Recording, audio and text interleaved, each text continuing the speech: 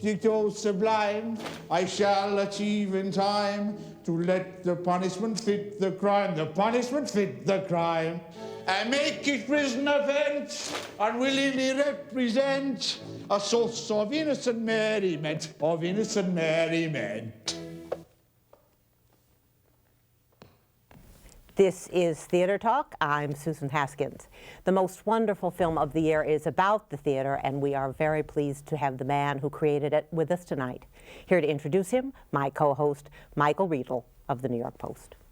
The movie is called Topsy-Turvy. It is about Gilbert and Sullivan and the creation of the Mikado. It's not only a great movie about the theater, it's also a great movie, I think, about the creative process.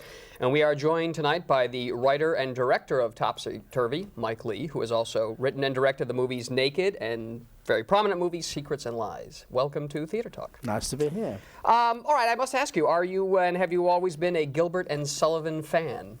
Well, you know, it was there when we were growing up. Mm-hmm. You kind of couldn't escape it, really. Mm-hmm. But I think I like it. I think it's I think what they did is sexy and makes your foot tap and is funny and ranks with any popular music. And although my Gilbert and Sullivan collection is not as big as my jazz collection, or indeed some of my classical collection, I've got some, and I think they're worth listening to, particularly when you just want to.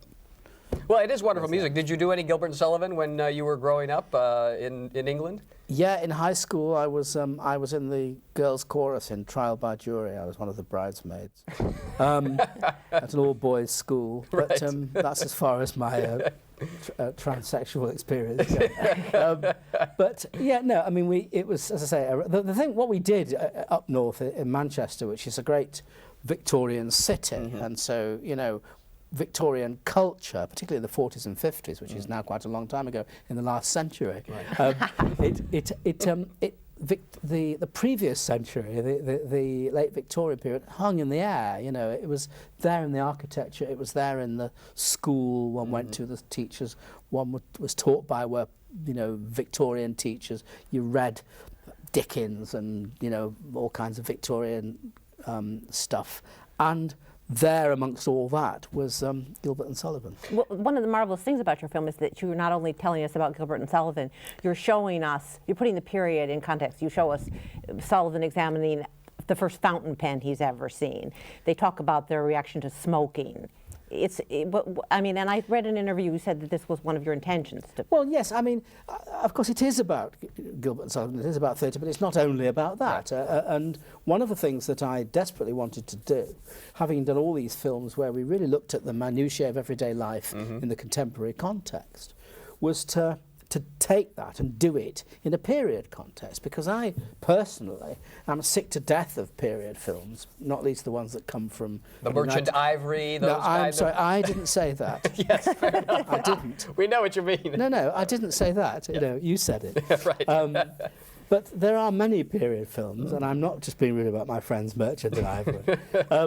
The problem is that you think, okay, great, but you don't believe in these people. Where is the texture of everyday life? And I wanted to try and do that, really. I also wanted to do a movie about what we do, we who make popular entertainment, we who make theatre, we who make movies, and the pain and suffering that we go through in taking terribly seriously the profound trivia that other people pay to go and see. And that's partly what the film is about, of course. Yes, I think so. I mean, I love the scenes of the rehearsal process in the movie. I mean, you show how painstaking it is to create what is called a light operetta.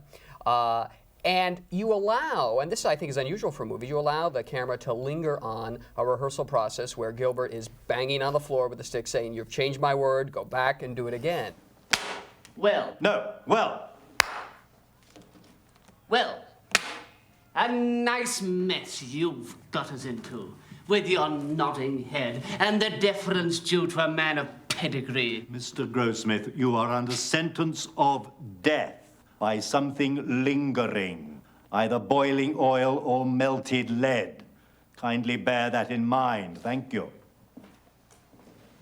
Well, a nice mess you've got us into, with your nodding head and the deference due to a man of pedigree. Merely corroborative detail intended to give artistic verisimilitude to a bald and unconvincing narrative. No, Barrington, an otherwise bald and unconvincing narrative. Was that incorrect?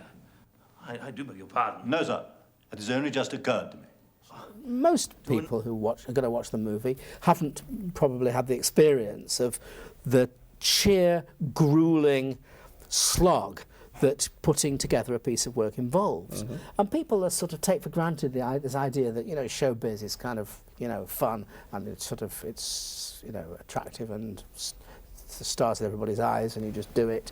And of course it's not, it's tough. And so I felt we had to kind of, you know, invite the audience to come and go through the experience. But you do capture the tedium of the rehearsal process. There's no other way to put it. Well, I hope so. And another thing I love, too, in the movie is you have this very interesting scene where Gilbert, like many people I know in the theater, does not like to go to his opening nights. And he flees from the theater, running down that alleyway, I mean, pursued really by his own demons. Do you have that feeling as an artist, that fright on opening night? Well, I mean, Gilbert was an extreme... I mean, it's all about... This whole area is all about control. And it's also about perfection. Now, anybody that's ever had any experience of putting on theatre, and I say that specifically, for example, as opposed to making movies, is that, you know, you get good nights and bad nights. So there are always performances. There's always the threat that a performance will be imperfect by definition. And what Gilbert, I mean, he's one of those people who was such a control freak that he couldn't bear to sit and watch the show with the possibility that it would be less than perfect. In fact, the inevitable possibility. Now, I've done a lot of theatre myself, and I personally quite like to, you know, go and watch the shows because, you know, whereas you might get you have to accept that there'll be nights which are less than perfect, there will be some nights which are just magic. And it's a chemistry of the performers and the audience and all of that. And what I try and do in movies is to aspire to that condition and to get that perfection. Of course, the thing with movies is you can, you don't have to have, the bad performance. I mean, you get the best and you make sure that's the bit you use, and it's sort of locked in and it's kind of safe in a sense. But it's the thing that terrified Gilbert, and indeed he didn't go to his own performances. And as we have in the movie, his wife used to go and... He sends his wife. He sends his wife. She used to check it out for him, and that really happened. Yeah. Now tell us what is happening in the life of Gilbert and Sullivan at the beginning of this movie. Sullivan wants to write serious music, no more of these light comic operas. Sullivan, by the time you get to 1885, Sullivan's, 43 or something. In reality, Sullivan, at the age of 16, was the first recipient of the Mendelssohn Scholarship and was sent to Leipzig, and actually had been really marinated by English society throughout his adult life with this idea that he was and should be the great British composer that Victorian England so desperately wanted, and incidentally wasn't going to get till another generation later, when Elgar, really, who was an Edwardian composer, came along. And Sullivan desperately wanted to do that. And the fact was that his real, natural, sunny and brilliant ability was to write this sexy comic music. I mean, there's no getting around it. Right. That's what he was, like Offenbach, like Donizetti, although Donizetti is taken slightly more seriously in a more profound way. And like Johann Strauss, I mean, that's the kind of music he wrote, and he desperately wanted to be profound. And he did write The Lost Chord, which didn't he write Onward Christian Soldiers? He wrote Onward Christian Sure, Soldiers, absolutely, yes. But he wanted to write a grand opera, and finally did. Long after the movie, in the 1890s, he wrote an adaptation of Ivanhoe. Yes, not as much fun as the Mikado, as you say at the end of your movie. Not as much fun as the Mikado. Yes, it's on record, really. He really went to his grave resenting the fact that lots of people still said the Mikado was his greatest contribution. Now, you portray a marvelous company of actors in this film. How many of those actors are based on real people? Quite a lot, actually. All the main protagonists are, in fact, to a greater or lesser extent, close studies of the actual And did they people. have the vices that you portray? Yes, absolutely. George Grossmith was a morphine addict, and Leonora Braham was an alcoholic and a single mother and a widow, and so on and so forth. Absolutely, yeah.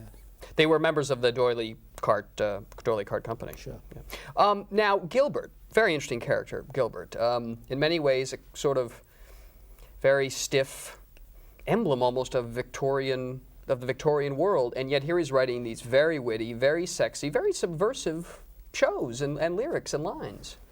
Dry, ironical, complex, tortured, and the stuff of a particular kind of humorist, certainly. Very proper, though, too, you get the sense from the portrayal in your movie. Yes, and I think it's fairly accurate. You do, yeah. The two actors who play Gilbert and Sullivan, a wonderful actor named Alan Corduna, whom we know here in New York from Titanic, he is a musician, and he actually plays the piano, really plays the piano in your movie.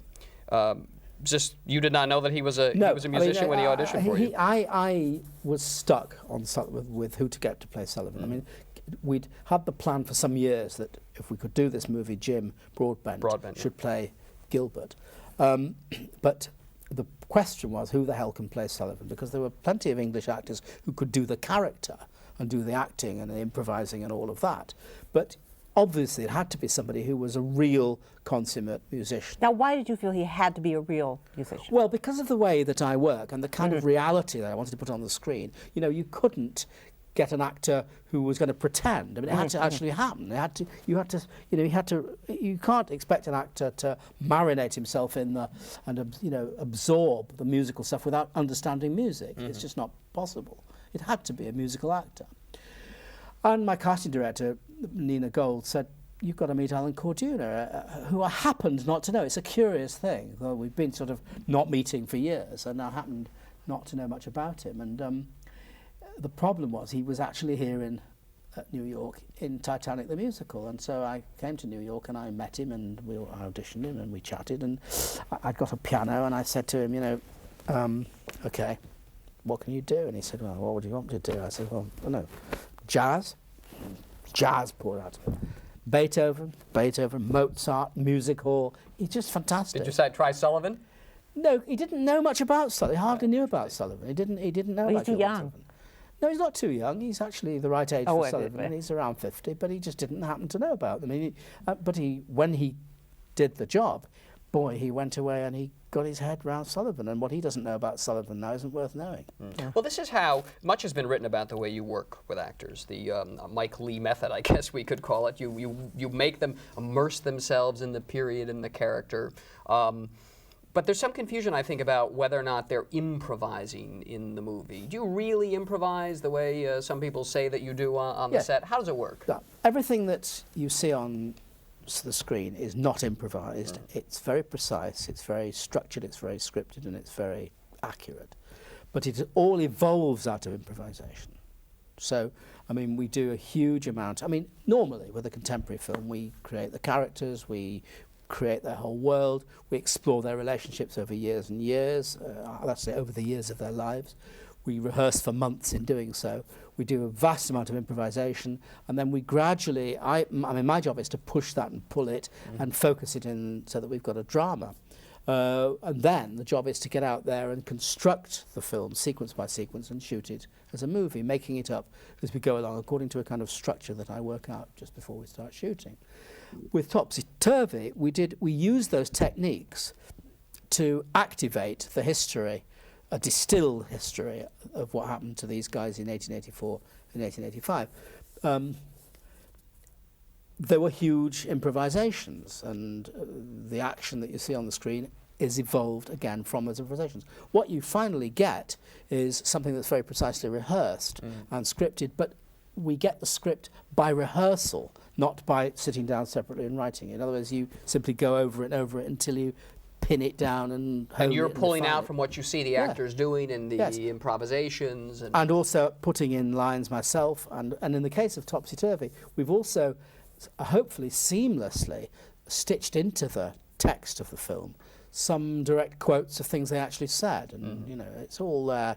But also, we with Topsy-Turvy, we obviously went to great lengths to get our brains into the kind of, well, into Victorian language, which we took very seriously, and we're very strict about the use of phraseology, and also we embraced the spirit of Gilbert's style of dialogue, and that also informs how the dialogue works in the movie in some way. There's a scene in the movie where Gilbert tosses out a number from the Mikado, and the actors go to him and ask him not to toss out that number. Is that based on a real incident, or is that first of all, it really happened. It really happened. It absolutely happened. Gilbert cut that famous song from this Punishment Fit the Crime Right. from the Mikado at the dress rehearsal. What we have in the movie is precisely what happened. Really? What's important is not that the actors went to him to persuade him to reinstate the song, but it was the chorus. Not the cast, but the chorus. The people have no power in the theatre. Exactly. Yeah. And that's why, that's why I felt it was so important to include that famous historical event in the movie, because it just appealed to my own grassroots, my sense of grassroots politics. You know, I mean, you just had to have that in, really. It's great. It's a wonderful scene. Let me just ask you, I was curious, what theatre did you shoot this movie in? We didn't shoot it in the Savoy Theatre. I was going to ask you, that's not, I didn't think that was the Savoy. No, it's not, because the Savoy Theatre was rebuilt in 1929 in an Art Deco style and was burnt down in 1991 and has been since restored to the Art Deco condition. So it wasn't a goer, really. But we shot it at the theatre in Richmond in West London near Kew Gardens, which is a late Victorian theatre, which we modified slightly. And in any case, it was free, it was available, it was dark during the period we wanted to shoot, which was in the August of 1998, in the blazing heat, with all those poor actors in their kimonos and wigs and makeup. Well, that's a scene in the movie, the blazing heat, where they're acting. There are only a handful of people in the theater. Absolutely. One of those you certainly do hit home the importance of air conditioning to Absolutely. our culture. Go ahead, please. No, I was going to say, and it really is true, Princess Ida did flop because there was a terrible heat wave in the summer of 1884. It really, London was absolutely. Well, and you also make it look like it did flop because it was kind of tired Gilbert and Sullivan. Yeah, that's true as well, but certainly the heat wave didn't help the situation. I wanted to ask you about your films in general. You started out with things like Life is Sweet and Naked that were sort of dark and about dysfunctional families. And more recently, your films have become more upbeat, like Secrets and Lives, which is really about reconciliation. And now we have this, which is very upbeat. I mean, certainly it's about a kind of dysfunctional family too, but it's just so filled with optimism and love. Has there been a sea change in you? Well, I don't really agree with the trajectory that you described. No, I don't, because quite specifically, first of all, this is my 16th full-length film. Yes. And so I didn't really start with Secrets and Lies. I'm an American. I plead Americanism. You're just famous here for recent ones. You can buy all my earlier films on the Water Bearer label at your local store. And indeed, to go back to your point, my first two films were called Bleak Moments and Hard Labour. No, I don't really agree with the trajectory, because first of all, the optimism and the kind of darkness are there in all the films, including Topsy-Turvy. Yes. It has to be said. It is not, I mean, I'm desperate for everyone to go and see it, but at the same time it's important that people should understand that it's not just a kind of showbiz escapism. This is not Doris Day and Gordon McRae. Doris Day is not to be seen anywhere near the That's right. Or she's a drug addict. Right. So, I mean, I think that's important, because there are dark things on the go. To answer your question, no, I'm just as optimistic and pessimistic as ever. As you always have been. Now, you, of course, started out in the theater. You studied, I believe, at RADA, right? Yes. Did making this movie whet your appetite to go back to the theater, to direct some musicals, to direct some Gilbert and Sullivan? I mean, you staged the scenes from the operettas very well in this movie. I have no interest in directing musicals, or far less Gilbert and Sullivan. I mean, it's not my concern. I don't really have any reason to want to do theatre. My last play was in 1993, and all my plays have been my own constructions in the same way that I make films. Yes, you could say I started in the theatre. I did train as an actor, and the first thing I did when I came out of drama school was to go and act in movies. I acted in a couple of films. Yeah. I mean, proper feature films. My first love is and always has been the cinema. I mean, from that age, the thing was the movies. I mean, theatre, yep. Theatre was a very good way of finding out about how to do it. And I have done shows in the theatre which have given me one hell of a buzz, but it's never as exciting as filmmaking for me. Why? Well, it's partly because there's something that I don't naturally respond to in quite as it feels unhealthy theatre in some way, because there's this kind of built-in artificiality about the conditions of theatre, the conditions of the building, the conditions, the insular nature of theatre, the need for the endless repetition. It's kind of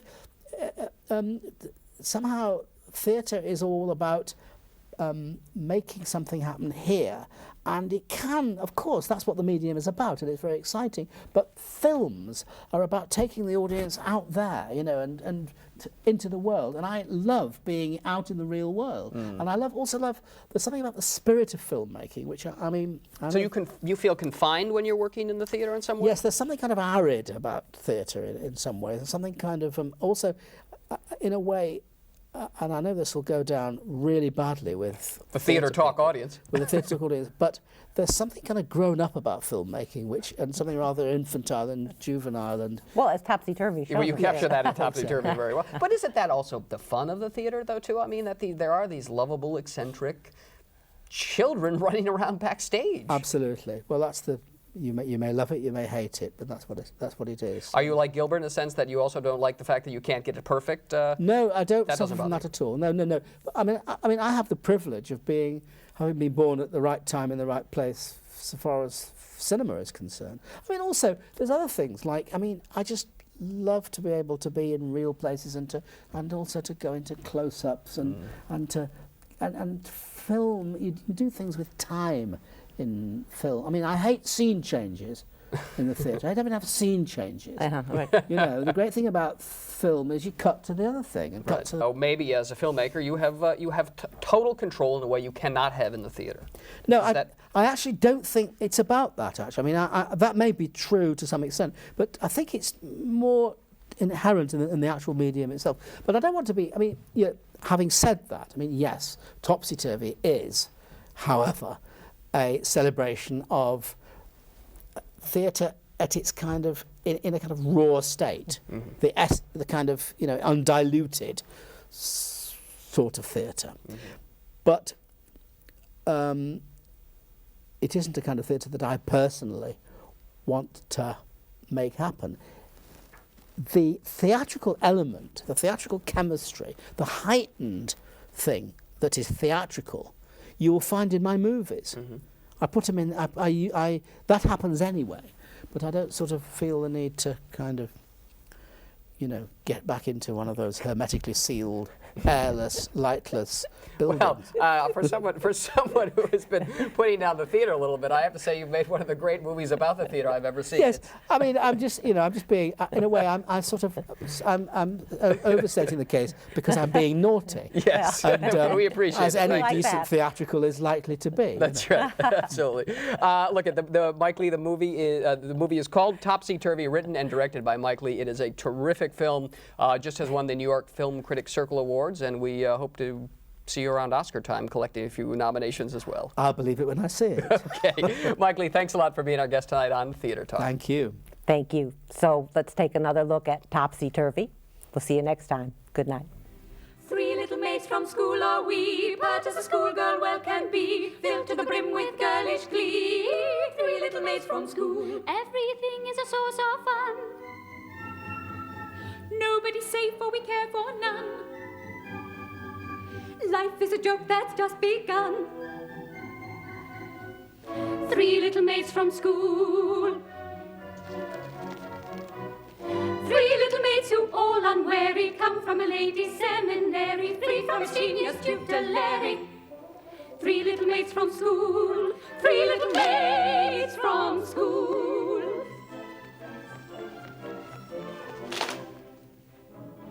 One little maid is a bright yum-yum. 2 little maids in attendance come. 3 little maids is the total sum. 3 little maids from school. From 3 little maids take 1 away. 2 little maids remain and they won't have to wait very long, they say. 3 little maids from school. 3 little maids from school.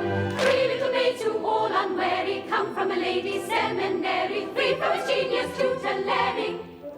3 little maids from school. 3 little maids from school. Theater Talk is made possible in part by the Friedrich Loewe Foundation, the Corey and Bob Donnelly Charitable Fund, and public funds from the New York City Department of Cultural Affairs and the New York State Council on the Arts, a state agency. Playbill Online is the official website of Theater Talk and the home of the Playbill Club, providing exciting opportunities for theater lovers.